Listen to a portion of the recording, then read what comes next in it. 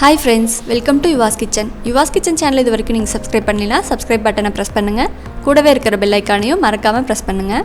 Schezwan sauce make பண்றதுக்கு 15 ல இருந்து 20 வரமிளகாயை சுடு தண்ணில ஊற வச்சிருக்கேன். 30 நிமிஷம் ஊறினா போதும். நார்மல் வாட்டரா இருந்தா வரமிளகாய் ஊறதுக்கு 2 மணி நேரம் ஆகும். இப்போ இந்த வரமிளகாயை மிக்ஸர் ஜார்ல போட்டு கிரைண்ட் பண்ணி எடுத்துடலாம். 2 டேபிள்ஸ்பூன் போல தண்ணி ஆட் பண்ணிக்கோங்க. அடுத்து ஒரு பேனை ஹீட் பண்ணி 3 ல இருந்து 4 டீஸ்பூன் போல நல்லெண்ணெய் ஆட் பண்றேன். அடுத்து ஆயில் ஹீட் ஆனதும் 10 ல இருந்து 15 பூண்டை பொடியா நறுக்கி ஆட் பண்றேன்.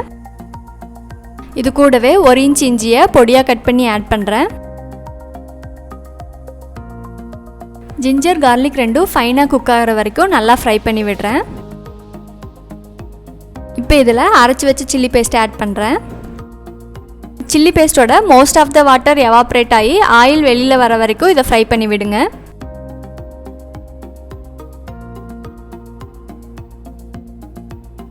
இப்போ இதல அரை கப் அளவுக்கு மிக்ஸர் ஜார்ல தண்ணி ஆட் பண்ணி அத ஊத்துறேன். இப்போ இத 3 to 5 மினிட்ஸ்க்கு தண்ணி நல்லா சுண்டி கெட்டியாகற வரைக்கும் விடுறேன்.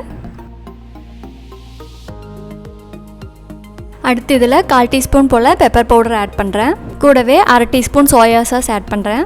அடுத்து 1 டீஸ்பூன் போல brown sugar ஆட் பண்றேன். டேஸ்ட்டுக்கு தகுந்த மாதிரி நீங்க அட்ஜஸ்ட் பண்ணிக்கோங்க. salt தேவையான அளவு ஆட் பண்ணிக்கோங்க. நான் இங்க 1/4 டீஸ்பூன் ஆட் பண்றேன். இது கூட 1 டேபிள்ஸ்பூன் போல வினிகர் ஆட் பண்றேன். Schezwan sauceக்கு வினிகர் தான் நல்ல ஃப்ளேவர் கொடுக்கும்.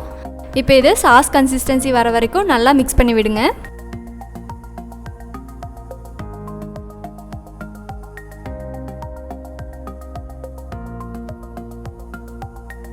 இப்போ இது சாஸ் கன்சிஸ்டன்சி வந்துருச்சு. கேஸ் ஆஃப் பண்ணிரலாம்.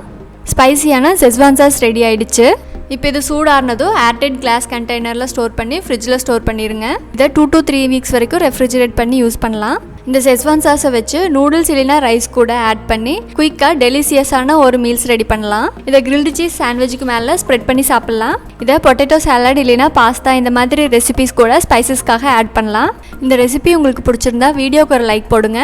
யுவாஸ் கிச்சன் சேனலை மறக்காம சப்ஸ்கிரைப் பண்ணுங்க. Thanks for watching Use Kitchen.